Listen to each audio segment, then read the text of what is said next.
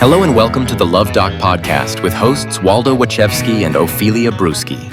Imagine packing for a romantic 38th birthday cruise with your husband of, 7 years. Oh, man. Right. You've got your swimsuits, your sunscreen. You're ready for a few days of, overpriced cocktails and ocean breezes. The dream. Yeah, exactly. You think you're walking onto a ship for a relaxing getaway only to realize, halfway across the Caribbean, that your partner didn't bring you there for a vacation at all. Oh, God. He brought you there for a trap. It's a terrifying realization. The moment you understand that the itinerary you thought you were both following was completely fabricated.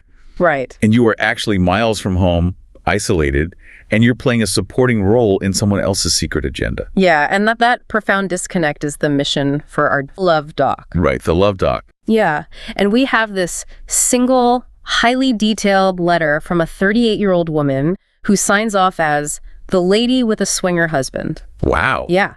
She's been married for 7 years, and she is writing in the aftermath of a vacation that basically completely blew up her understanding of her own life. Yeah, and we're also going to look at the Luv Doc's very opinionated, rather edgy response to her crisis. Definitely. But our goal today goes way beyond just gawking at a wild vacation story, right? Even though the details are undeniably cinematic. Oh, totally cinematic. But yeah, we really want to explore the complex psychology of communication here, the incredible weight of hidden desires, and the specific mechanisms of what happens when partner expectations violently collide. Yeah. Because the way this husband operated really offers a masterclass in how boundaries are slowly, methodically dismantled. Let's get right into that buildup, because a trap like this never just snaps shut out of nowhere. No, the springs have to be set. Right. So the wife writes that a couple of months before this cruise, her husband casually brought up the idea of them becoming swingers. Mm-hmm. He claimed he just read about it online and framed it as a fun way to, spice things up. Which is the classic low-stakes entry point. It's designed to sound completely spontaneous. Yeah. Just a thought that crossed his mind while scrolling on his phone. Yeah, and her initial reaction was to just brush it off. She actually laughed. Right. She notes in her letter that he had a history of making crude remarks, so she categorized this as just another bad tone-deaf joke. Yeah. But he didn't drop it. Whenever they were out in public, he started actively pointing out different men to her, asking if she, quote, let them be our third. Oh, wow. Yeah, and it became so frequent that she says she just started rolling her eyes and ignoring him. See, what's fascinating here is that eye roll is such a critical detail. She is treating his behavior as an annoyance. Right. Just a quirk of his crass sense of humor. Mm-hmm. She is fundamentally misinterpreting a persistent campaign as a recurring bad joke. Okay, let's unpack this for a second, because let me play devil's advocate here. Sure. I know guys who make incredibly dumb, tone-deaf jokes on a loop because they think it's hilarious. Oh, absolutely. Right. And when you're married for 7 years, you get used to your partner's annoying bits. How is she supposed to know, at this stage, that this isn't just an idiot husband being annoying? That's the thing. Are we absolutely sure it's malicious premeditation at this point? That is the genius of his tactic, honestly. Yeah. It relies entirely on a psychological concept called plausible deniability. Okay, yeah. He is deliberately operating in a gray area. By framing these genuine propositions as jokes, he creates a safety net for himself. Ah, I see. If she gets angry or defensive, he can immediately backpedal and say, wow, relax, I was just kidding, can't you take a joke? Right, gaslighting her a bit. Exactly. But if she ever responds with even a hint of intrigue, the door is kicked wide open. He is gathering data on her boundaries without ever risking a real confrontation. It is brilliant, but it's so insidious. It actually makes me think of how a hacker sends out a phishing email. Oh, that's a great comparison. The casual comments and the crude jokes are the malicious links. If she ignores them or gets annoyed, he just says, oh, it's just spam, don't worry about it. Yeah. But he's just sitting there waiting for the day she accidentally clicks. That is a perfect way to look at it. He's probing the firewall of their marriage. Yeah. Which brings us to the birthday present. For her 38th birthday, he surprises her with tickets for a 4-day Virgin Voyages cruise to the Caribbean. Okay. A big, splashy, romantic gesture. But he includes a very specific addition, which is matching upside-down pineapple t-shirts. Oh, no. Yeah. Which he presents to her as a, quote, gag gift. And for listeners who might not be familiar with the lifestyle, an upside-down pineapple is a widely recognized secret symbol in the swinger community. Yes, it is. It's a discreet way to signal to others that you are open to swapping partners. And we have to pause and look at what it means to hand someone that symbol under false pretenses. Yeah. He is asking her to wear a sandwich board, advertising a sexual availability that she does not consent to. Right. But he has wrapped it in the guise of vacation novelty. She mentions in the letter that she didn't find the gift amusing at all. But again, she just packs the shirts and goes on the trip. Right. And reading her letter, there's this overwhelming sense of cognitive dissonance.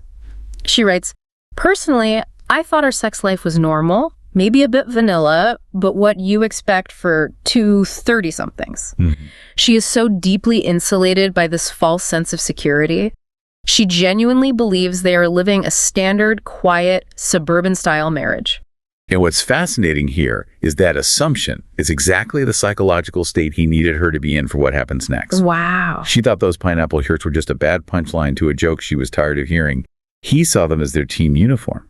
Oh my gosh. She is operating under a completely different paradigm, completely missing the fact that her husband was actively, methodically staging a major boundary shift. He was living in an alternate reality that she hadn't been invited into yet. Exactly. That sets the stage for the cruise itself, which is where the slow burn turns into a 5-alarm fire. Yeah, the boiling frog finally notices the water. Exactly.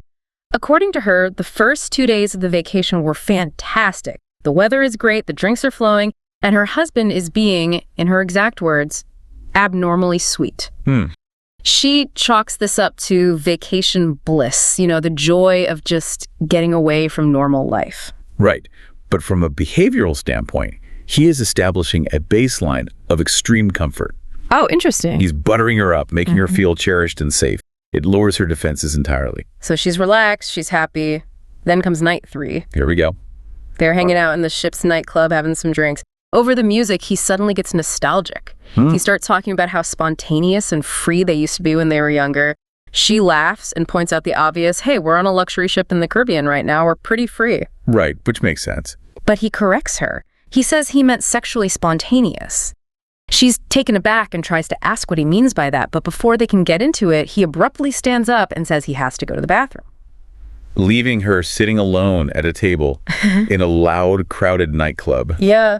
She's got alcohol in her system. She's completely off balance from that heavy comment. And now she is just left to stew in that confusion. And he doesn't just run to the restroom and back.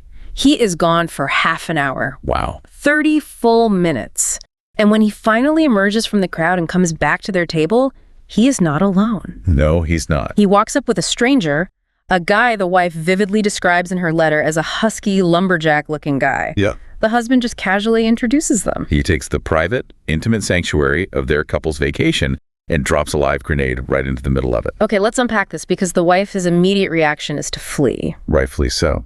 Yeah, she wants to leave the club right then and there, but she notes that she doesn't want to cause a scene in front of this stranger, so she stays in her seat and makes agonizingly awkward small talk.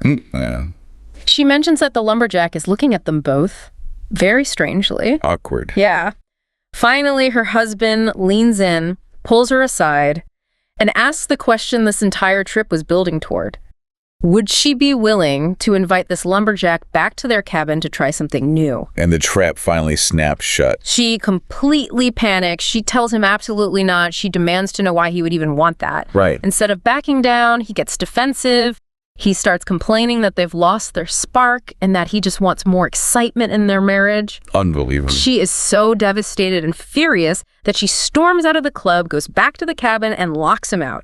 The rest of the 4-day vacation is effectively ruined. I bet. They exist in total silence. Now, they are back home, and she writes that things are somewhat normal on the surface, but she's terrified to actually bring the incident up. She is paralyzed by the fear of a massive fight. Or worse, the fear that if she says no, he'll just go cheat on her to fulfill these desires. Are you currently unclothed? Yeesh, that's only cool at certain resorts on the French Riviera, Hippie Hollow, and your backyard. But only if you have one of those slowly rotting wooden privacy fences your creepy neighbor likes to leer over while he's watering his rosebush. Otherwise, if you want to win friends and influence enemies, you need to get outfitted in some sick merch from the Luv Doc shop at thepleasurecraft.com. Are you a hard fit? We got you, boo. Plus, Plus, there are a variety of styles and colors that can accommodate any levels of uncoolness, even yours. So make a sensible fashion decision and hightail it to the Luv Doc shop at thepleasurecraft.com. Your body is counting on you. It is a heartbreaking place to be in your own home. Yeah. But we really need to dissect the mechanics of what the husband did that night in the club.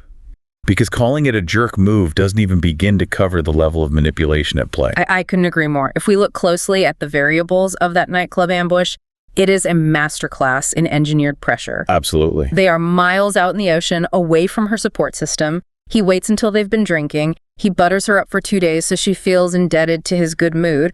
Right. But the most sinister part to me is the social cornering. Like, why introduce the stranger in a loud nightclub? Because it forces a specific neurological reaction. By introducing this Husky Lumberjack in a public, high-volume environment with alcohol involved, a husband is deliberately inducing cognitive overload in his wife. Oh, cognitive overload. Yeah. Her brain literally does not have the processing time or the quiet space to formulate a healthy, articulated boundary. Right. When the nervous system is overwhelmed like that, especially in public, it often defaults to a trauma response known as fawning. Fawning. That's when you just try to appease the threat to survive the moment. Precisely. You freeze, you smile, you make the awkward small talk, because your brain decides that causing a massive public scene is more dangerous than just complying with the social awkwardness. Wow. He was banking on her social conditioning, the urge to be polite. Right. Not wanting to make a scene. Exactly. Using that to override her personal boundaries.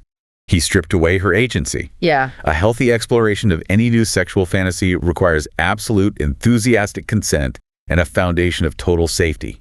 He bypassed all of that by orchestrating an ambush. It's chilling when you break it down like that. So she survives the ambush, they get home, she writes this desperate letter. Right. And this brings us to the Luv Doc's response.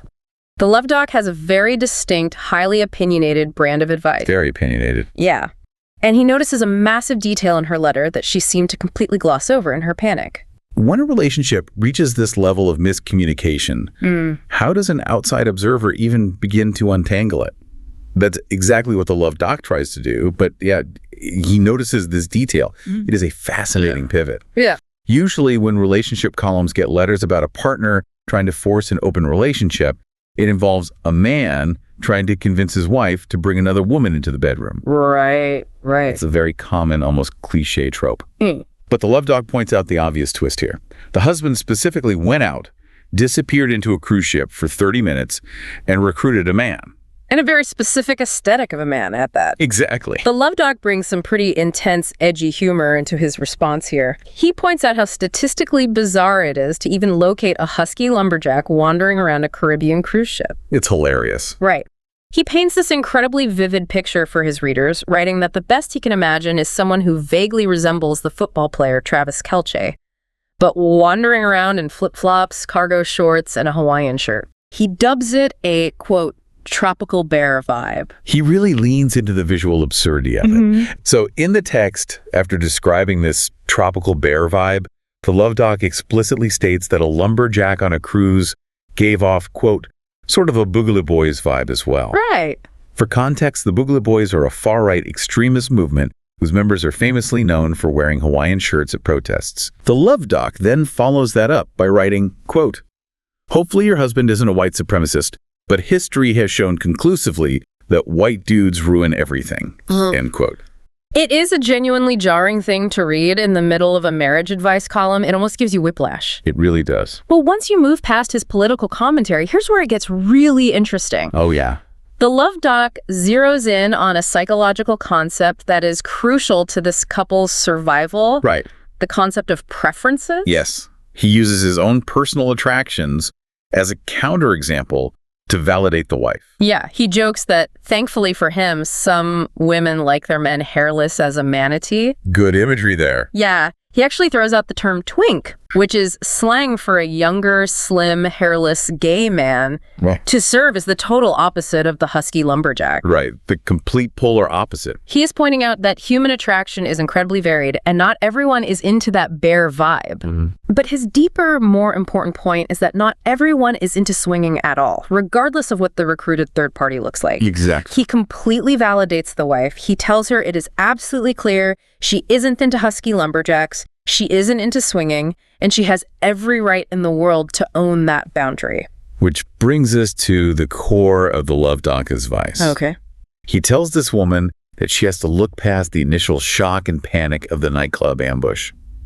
She needs to look at the cold, hard specifics of what her husband actually engineered. Right. He advises her that she needs to sit her husband down and ask him, with as little judgment as she can muster, if he is specifically attracted to Husky Lumberjacks. Because finding that guy wasn't an accident. No, it wasn't. Yeah. The Luv Doc emphasizes that the husband could have chosen anyone out of the thousands of people on that ship. Yeah. He could have chosen a woman. He could have chosen a twink, but he didn't. Right. He went out into the night and brought back this very specific Husky Lumberjack type of man that requires a deliberate, targeted search.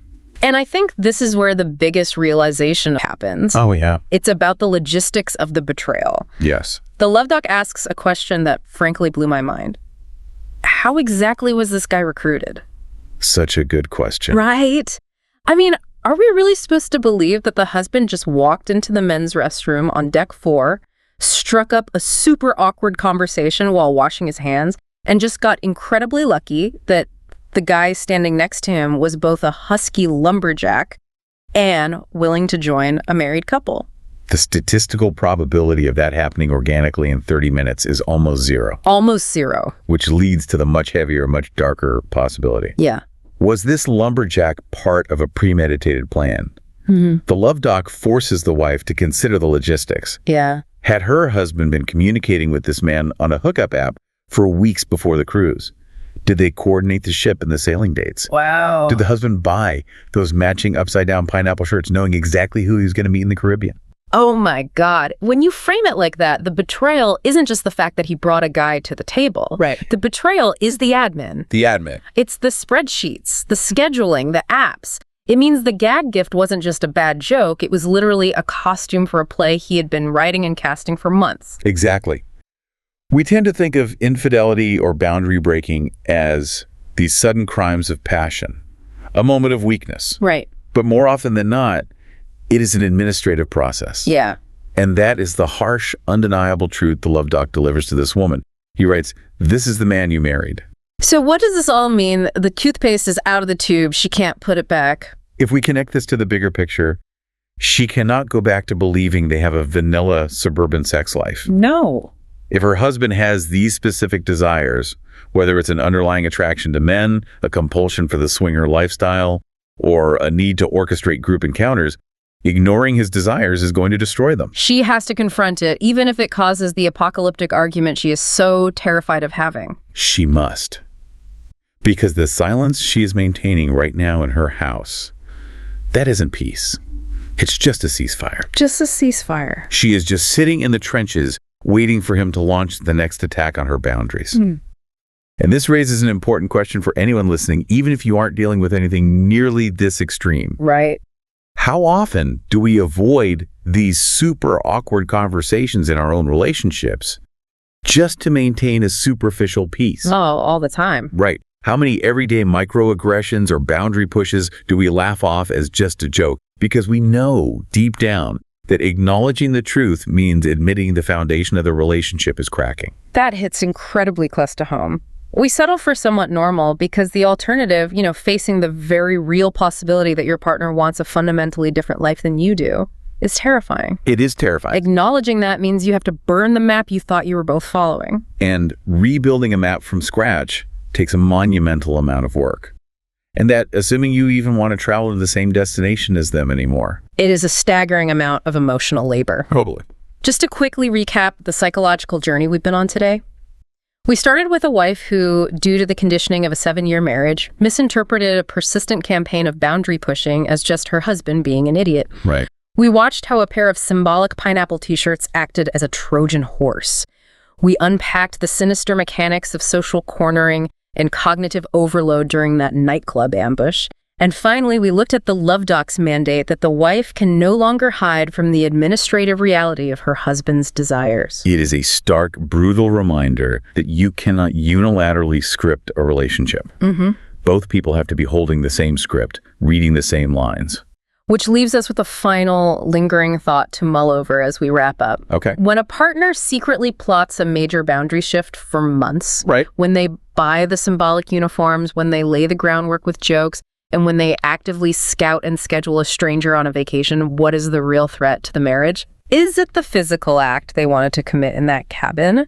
Or is the deeper, far more fatal threat the realization that the person you share a bed with was perfectly comfortable living in a completely different reality than you were the entire time? That is the question. You thought you were holding the map to your life together, but it turns out you were on two entirely different vacations. Thank you all for joining us on this Luv Doc podcast. We will catch you next time. To read the column that spawned this podcast, go to austinchronicle.com/columns/the Luv Doc.